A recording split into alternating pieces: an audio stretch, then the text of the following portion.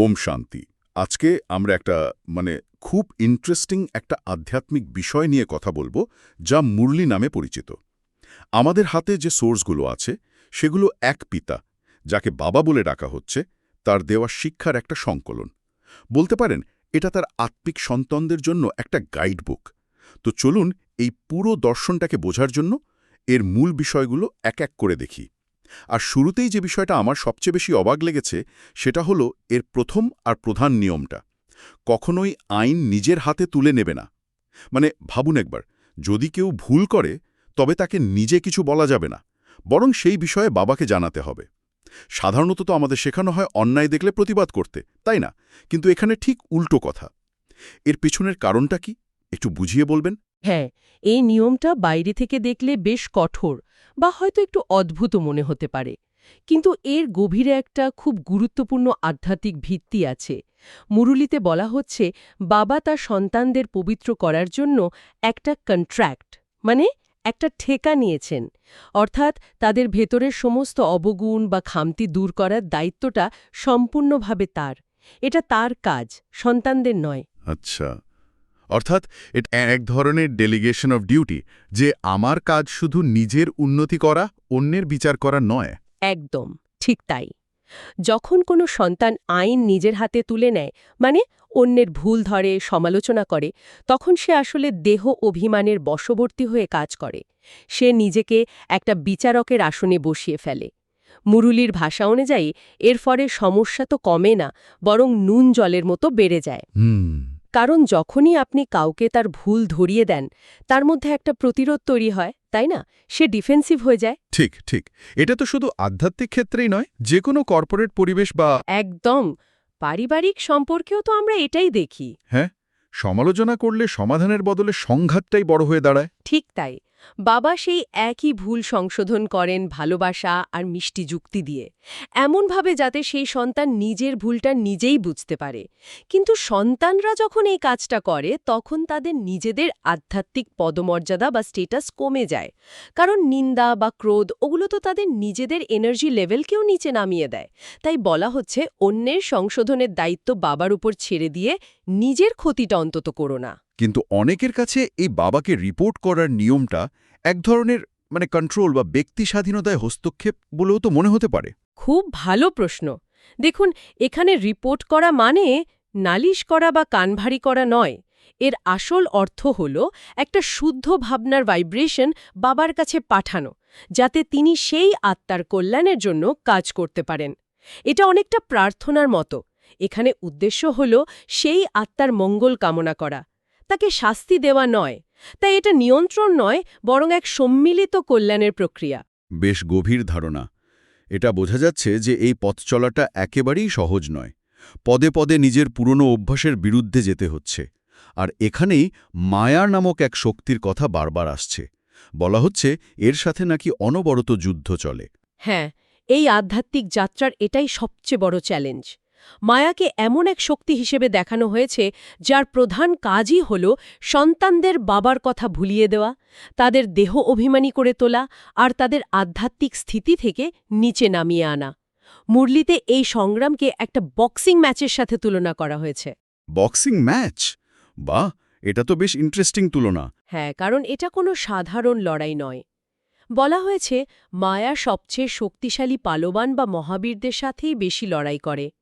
যারা আধ্যাত্মিক চেষ্টায় খুব এগিয়ে, তাদের পরীক্ষায় সবচেয়ে কঠিন হয়। আর এই যুদ্ধে রোজ হারজিত চলতেই থাকে। আজ হয়তো কেউ মায়াকে হারিয়ে দিল, কাল আবার মায়ার এমন কোনো রূপে ফেসে গেল যা সে কল্পনাও করতে পারেনি। এটা তো বেশ কঠিন একটা লড়াইয়ের কথা বলছেন, যেখানে বড় বড় যোদ্ধারাও হেরে যেতে পারে। এটা শুনলে তো ভয় পাওয়ারই কথা। তাহলে এই ভয়ঙ্কর প্রতিপক্ষের সাথে লড়ার জন্য বাবা কি কোনো অস্ত্র বা উপায় বাতলে দিয়েছেন? অবশ্যই দিয়েছেন। আর সেই প্রধান অস্ত্রটি হল স্মরণ, মানে স্মৃতি। নিরন্তর বাবাকে স্মরণ করাই হল মায়াকে হারানোর একমাত্র উপায়। মুরলিতে একটা খুব সুন্দর লাইন আছে, সিমার সিমার সুখ পাও। অর্থাৎ যত স্মরণ করবে ততই সুখ পাবে। এই স্মরণের মাধ্যমেই খুশির পারদটা, মানে যে লেভেলটা, হ্যাপিনেস লেভেল, আচ্ছা। হ্যাঁ, সেই হ্যাপিনেস লেভেলটা ওটা ধীরে ধীরে উপরে ওঠে। এই স্মরণ বা স্মৃতি বিষয়টা কি শুধু মনে মনে নাম জপ করার মতো নাকি এর চেয়েও বেশি কিছু? এর চেয়েও অনেক বেশি গভীর। এটা অনেকটা ধরুন মোবাইলের নেটওয়ার্কের মতো। যখন বাবার স্মরণের নেটওয়ার্ক ফুল থাকে তখন আত্মায় সবকিছু ডাউনলোড হয়, শক্তি, শান্তি, আনন্দ, পবিত্রতা। যেই নেটওয়ার্ক দুর্বল হয়ে যায় বা আত্মিক ডাটা শেষ হয়ে যায় তখনই মায়ার ভাইরাস অ্যাটাক করে। স্মরণ মানে শুধু বাবাকে মনে করা নয়, তিনি যা সেই গুণগুলোকে নিজের মধ্যে অনুভব করা, নিজেকে তার সন্তান হিসেবে, এক পবিত্র আত্মা হিসেবে অনুভব করা। এই জ্ঞান বা পড়াশোনার সাথে স্মরণ অঙ্গাঙ্গিভাবে জড়িত। তাহলে এই যে এত পুরুষার্থ, মায়ার সাথে যুদ্ধ, বাবাকে স্মরণ করা, এই সব কিছুর একটা চূড়ান্ত লক্ষ্য তো নিশ্চয়ই আছে। মুরলিতে বলা হচ্ছে নতুন দুনিয়ার বাদশাহী স্থাপন করার কথা। এর আসল অর্থটা কি? এর অর্থ হল এই সময়টাকে বলা হচ্ছে সঙ্গম যুগ, অর্থাৎ পুরনো কলিযুগের বিনাশ এবং নতুন সত্যযুগ বা সুখধাম স্থাপনের মধ্যবর্তী ছোট্ট একটা সময়।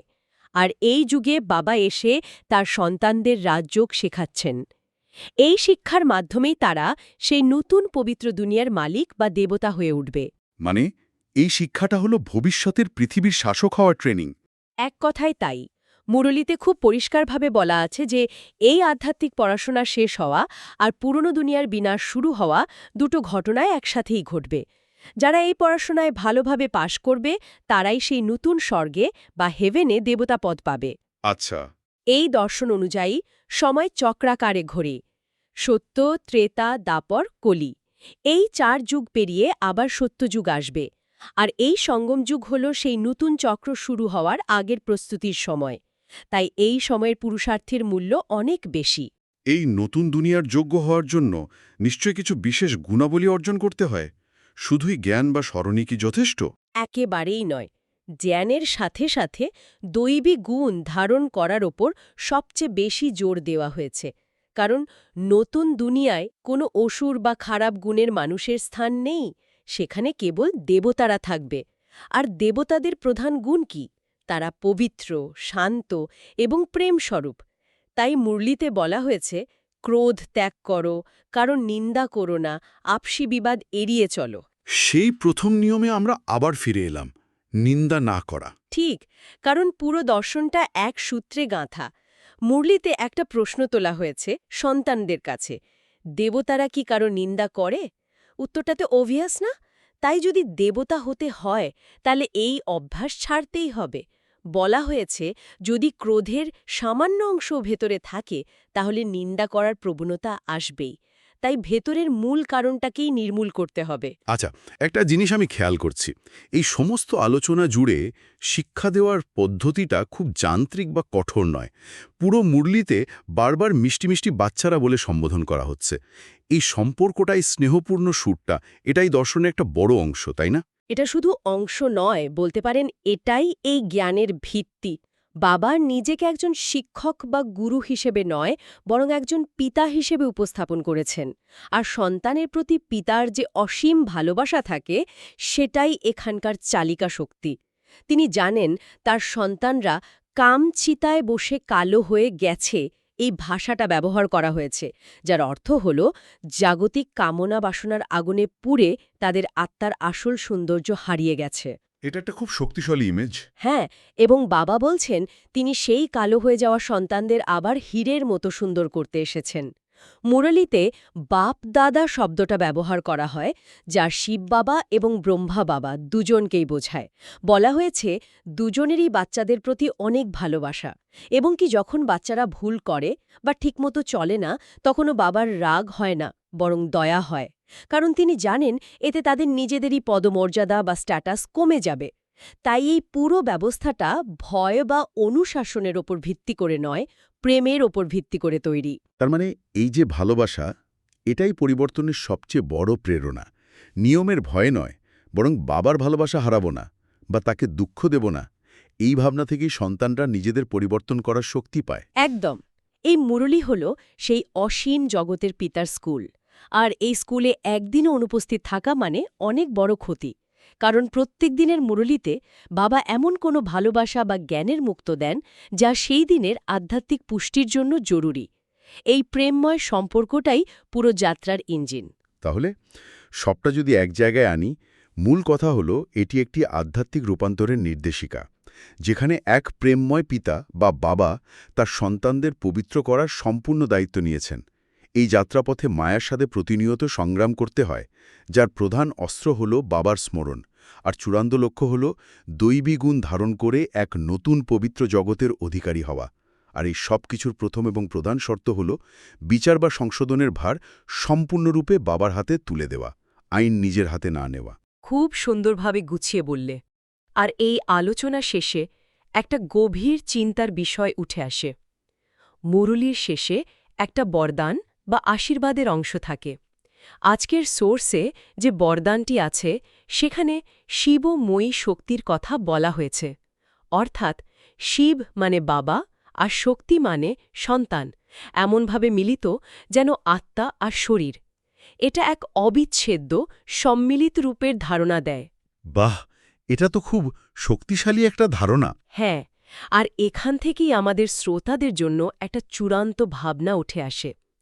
এই মুরুলিতে বলা হচ্ছে যে কোনো একটি গোষ্ঠীর অভ্যন্তরীণ শুদ্ধি এবং শৃঙ্খলার জন্য সমস্ত সংশোধনের ক্ষমতা একজন কেন্দ্রীয় প্রেমময় কর্তৃত্বর হাতে থাকা উচিত, একে অপরের সমালোচনার পরিবর্তে।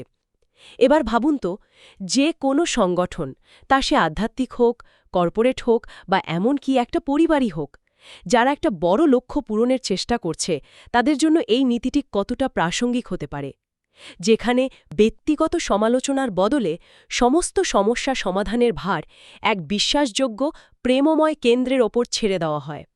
এটা কি আরও বেশি ঐক্য এবং দ্রুত অগ্রগতি আনতে পারে? ওম শান্তি।